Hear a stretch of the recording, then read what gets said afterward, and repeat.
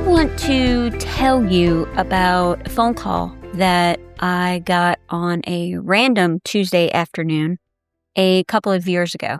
And it was from one of my clients. We had been working together for a while, probably 6 months or so.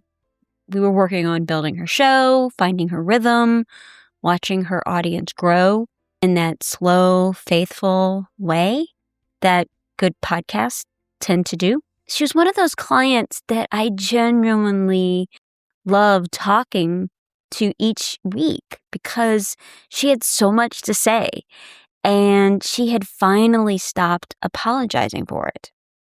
I saw her number pop up on my phone, and I thought, oh, that's kind of odd. It's not our usual check-in, but I figured she just had something exciting to share with me. And so I answered it, and in a very quiet voice, she said, "Tammy, I have something to tell you." There was a long pause, and then she continued by saying, "I was just diagnosed with breast cancer." And y'all, I had to sit on the floor. I'm not exaggerating. It was devastating to hear. And then she said something that I have thought about almost every week since that time. She said, "But I don't want to stop my podcast." It wasn't, "What do I do about my podcast?" It wasn't, "I think I need to take a break." But she said, "I don't want to stop." And that's what today's episode is all about. Because what she did over the months that followed taught me more about calling, more about what a podcast actually is and what it does for the person that is the host or co-host, the work that they're doing in order to make it, than almost anything else I've ever witnessed. Welcome to Christian Podcasting Secrets. I'm Tammy Munson. This is the show where we talk about what's real and how to carry your message with clarity, purpose, and faith. If you're tired of the noise and ready for some truth, you are in the right place, my friend. Are you ready? Okay, let's go. So before we get into the main content, I just want to anchor this in something from Isaiah chapter 40, verse 31. "But those who hope in the Lord will renew their strength. They will soar on wings like eagles. They will run and not grow weary. They will walk and not be faint." Walk and not be faint. Not sprint, not perform, not show up at full capacity every single week without missing a beat. Walk.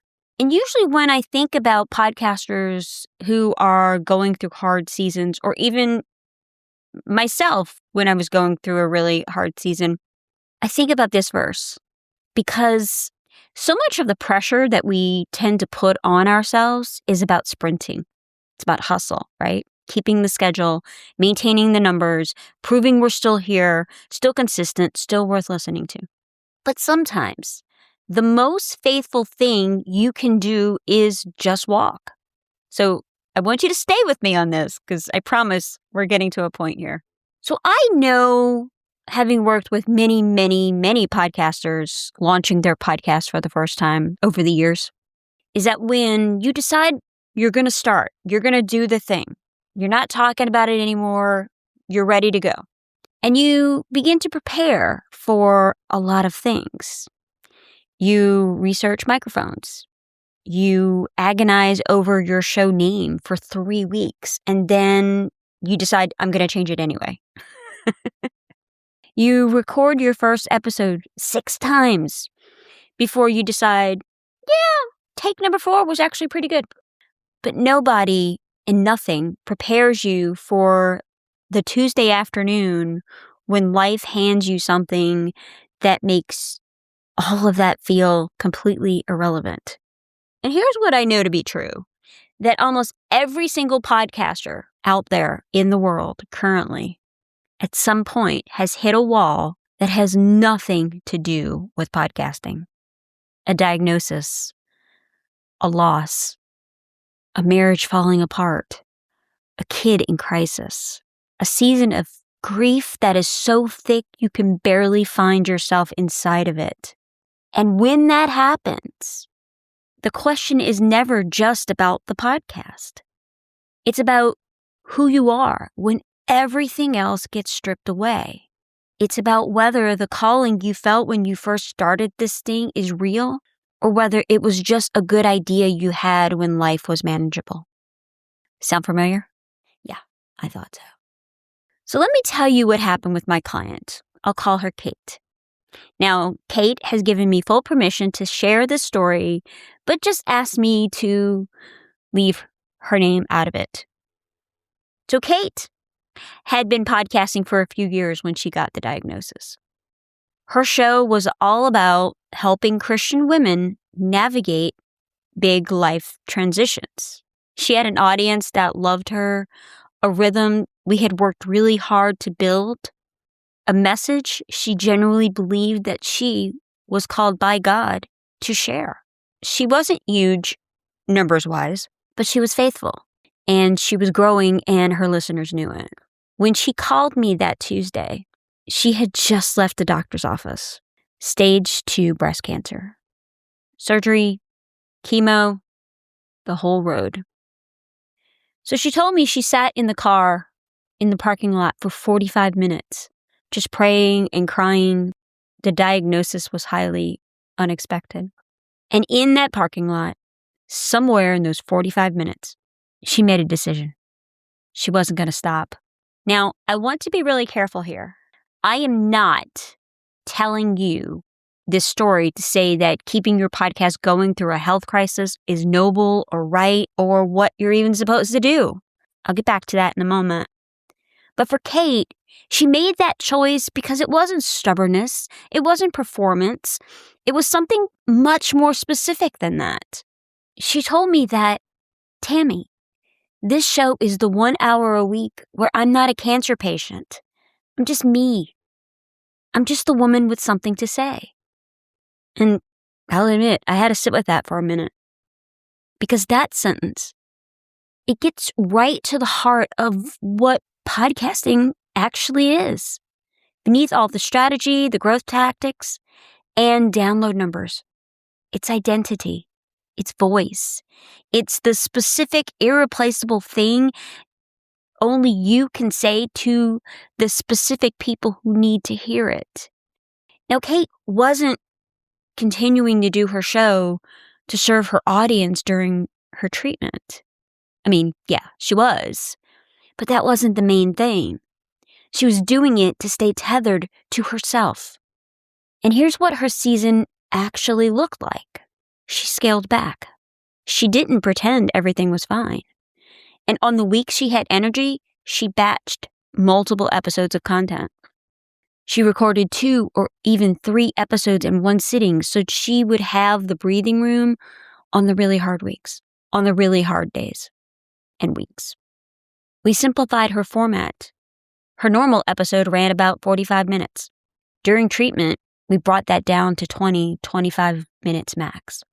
It was still her, still engaging, and it was still worth showing up for. It was just lighter on the production side, which meant lighter on her.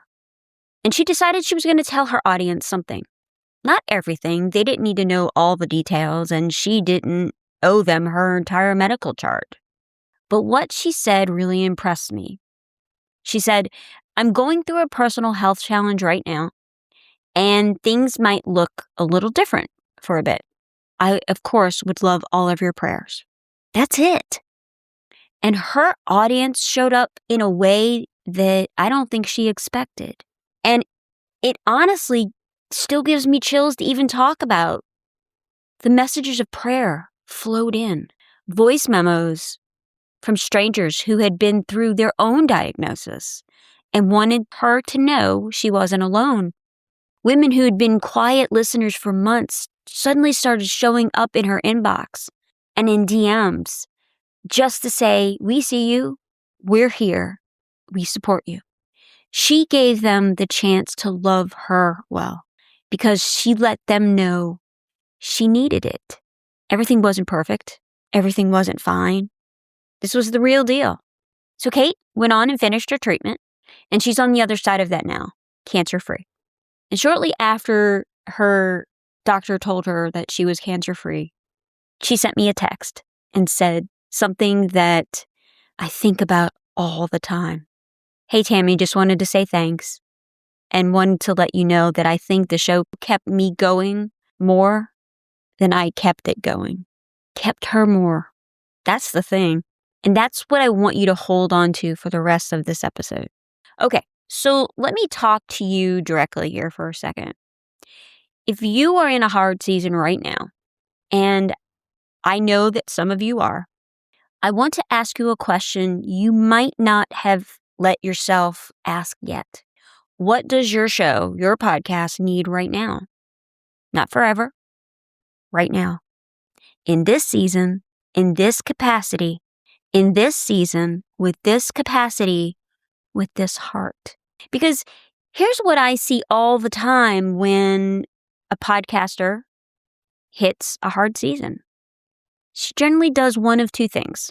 She either decides, I'm going to white knuckle it, I'm going to keep the same schedule, produce the same show, perform fine every single week while she is absolutely not okay, and runs herself completely into the ground.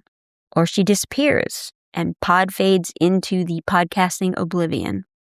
She stops posting, she stops recording, she goes for audience, and then spends the next year feeling guilty about all of it and telling herself she doesn't really deserve to come back because she's let everybody down. And the guilt and the shame and all the things, right? I know. And both of those responses make complete sense. And both of them are going to cost you.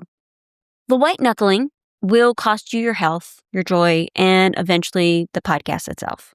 You cannot sustain that pace when your reserves are empty. Now, the disappearing will cost you momentum and trust, and the story you start telling yourself about whether you're really called to do this. And I know a few of you out there are probably saying, but wait a minute, Tammy. Those are the only two options, right? No. There is a third option, and most people don't give themselves permission to choose. But it's the one that Cate decided to choose. You scale back, you stay honest, and you keep going in a way that's sustainable for the season that you're actually in. Not the season you wish you were in, not the season you'll be in 6 months from now, but the one that you're in today. Now, I want to get really specific here, and I call this the faithful minimum. Not the impressive version of your podcast, not the version you would be completely proud to submit for a podcasting award. The smallest version of your show that still honors the calling and still serves the listener waiting for you. And here's what it looks like in practice. First, you're going to batch on your good days, just like Cate did. If you're going through something, especially if it's related to your health, your capacity is going to be highly unpredictable. Some days you're going to feel like yourself and you feel amazing and you can get stuff done. Other days, you might not have enough energy to get out of bed and brush your teeth. I know, I've been there. Good days are like Christmas. It's like gold. And so when you have one, you really want to use it strategically. Record 2 episodes instead of 1. Write your show notes for both. Schedule them out. You're not grinding. You're building yourself a cushion so that on the hard days, you're not choosing between your health and your commitment to your show, to your audience. Cate recorded 4 episodes in the 2 weeks before her treatment even began. 4. So that bought her almost a month before she had to sit down in front of a microphone again. That's not hustle, my friend. That's wisdom. Secondly, give yourself permission to change your format or simplify your format. Like I said, this is not forever. This is just a seasonal adjustment, and there's a big difference in that. So let's say your show normally runs 30 to 35 minutes and involves research and 3 segments and even has a sponsor ad read in it. That might not be what you can do right now. Maybe instead it's a 20-minute episode where you teach one thing well is still a complete, valuable, and beautiful gift to your listener. It counts. It is enough. And I want you to write that somewhere. A sticky note that you need to put on your computer, something in your notes app, whatever it is. I want you to write, it is enough. Because this is what I know to be true. Your listeners would rather have a shorter episode from the real version of you than a full-length episode from the version of you that is running on empty and trying to perform your way through it. They can feel the difference. Trust me on that one. And third, decide how much to tell your audience and then tell them exactly that much. You don't owe them a diagnosis. You don't owe your listeners a grief timeline. Your private life is yours. But most of the time when we're going through something real and our audience can sense the shift, a small moment of honest acknowledgement is going to go way further than complete silence. You don't have to name what it is. You can just say something as simple as, hey, I'm going through something really personal right now, and I'm showing up for you anyway because that is important to me. That's what matters. But I'd love your grace and, of course, your prayers. That's it. And here is what I bet is true for you as well. You have a listener who is also going through something heavy. Maybe she's been listening to your show for months. She's never reached out. She's sitting in her own version of the parking lot. And when you're honest about your hard season, she certainly doesn't think less of you. She thinks, wow, she's real. She's like me. And then she keeps listening. One thing I want to say here is this. Your realness is not a liability. It's a gift. And I know it might not feel like that. And the fourth thing I want to share is let your support team carry more. Now, if you have a producer or an editor or a virtual assistant or anyone that's in your corner, this is exactly what they are there for. Let them. This is not the season to do everything yourself in order to prove something. This is the season to be grateful you build something with support around it. And if you don't have that support yet, friend, hi. This is literally what we do at Wildfire Creative. We take the production weight off your shoulders so you can focus on the part only you can do. Showing up and saying the thing God has given you to say. And finally, this one matters most. Do not make a permanent decision in a temporary season. Because when you're in the middle of something truly hard, life-changing, it's so easy to decide, I'm done. This podcast is too much. My life is too much. I don't have anything left. Maybe I was never really supposed to do this, and this is proof. That is grief talking, or fear, or exhaustion. That is not the voice of discernment. Give yourself a date. Put it on the calendar. On this date, I will revisit the decision about my show. And between now and then, try a scaled back version instead of shutting it down. A shorter format, a slower cadence, something smaller that keeps the thread intact. You can always do less. It is so much harder to rebuild from nothing. Now, I know that you didn't come to this episode looking for strategy. You probably chose to listen to this episode because you're in the middle of something hard right now. And you need someone to look you in the eye and tell you what to do. And you know I'm always here for that. So let me tell you about my story. Because I didn't just coach Cate through a hard season. I had my own. As I mentioned here on the podcast several times, last year I went through an exceptionally difficult season. I went through a very unexpected divorce. And I'll be completely honest with you. Y'all, I was broken. I didn't see it coming. And it hit me like a ton of bricks. What was I going to do? But here's the facts. I had a company to run. I had 2 daughters to show up for every single day. I had a team depending on me and clients depending on me, and a podcast with listeners who'd come to expect me to show up and tell them the truth. And I made a choice that I want to tell you about because I think it's the choice that actually kept everything intact for me.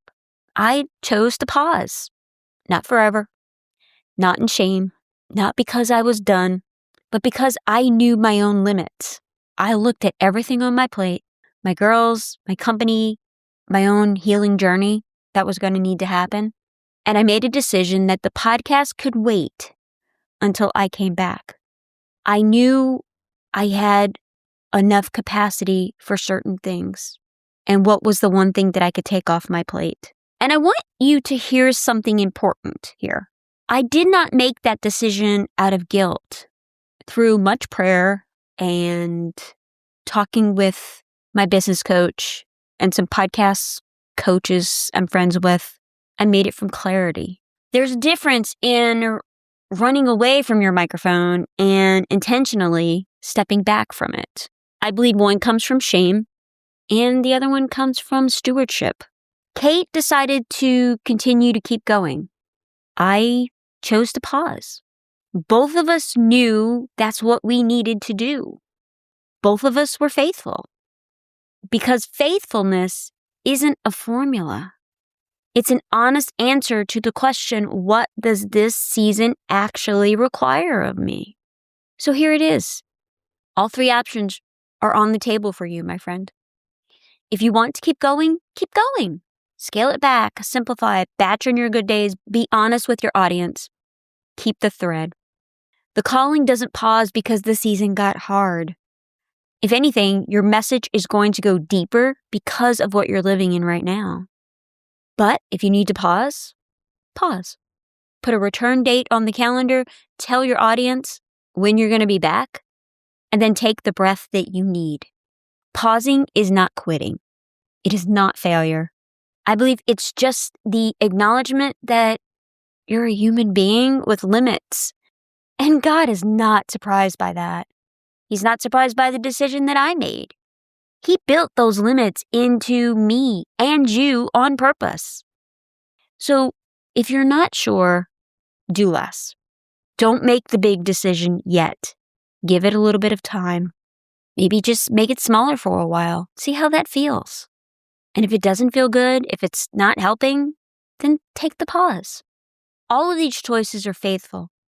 What's not faithful is grinding yourself to dust out of guilt or disappearing out of shame. Know your limits, honor them, and trust the God who called you to this is not going anywhere while you catch your breath. Isaiah chapter 40, verse 31. Walk and not be faint. My friend, you don't have to sprint right now. You just have to keep walking. And I want to come back to Cate one more time. When I was talking to her about this particular topic on the show and wanting to use her story, she said something to me that I just can't get out of my mind. And so she said, you know what I realized during all of this whole entire journey is my audience didn't necessarily need me to be okay. They just needed me to be present and to show up. And those are very different things. Your audience doesn't need you to be okay. They need you to be present. Present does not mean performing. It doesn't mean pretending. It means showing up in whatever capacity that you have with whatever you've got that week and trusting that it's enough. Because it is. The woman sitting on the other end of your episode, the one who's been listening for months, the one you've never met, you've never talked to, the one who was listening to your show at midnight because she needed to hear some truth, she's not measuring you or your show by the production quality or your consistency streak. She's measuring you whether you showed up and what you had to say, whether you still had something to say, whether you were real. You can be real, even now, especially now. And so here's what I want you to do this week. Just one simple thing. I want you to sit down somewhere quiet. So if you're in this hard season, I want you to do this. sit down somewhere quiet and honestly answer this question. What does my podcast need to look like right now? Not what should it look like, not what would be completely impressive, but what does it actually need? Then I want you to give yourself full permission, without guilt or shame, to honor that answer. So thank you so much for joining me today. I know this was a particularly heavy episode, a slightly different episode that I normally do, but I want you to know this. Your message matters. Your podcast matters, no matter what the analytics say, and you matter. All of you. Remember, you can love Jesus and analytics, and nobody has time for a boring, performative podcast. I'll talk to you next time. Bye, y'all.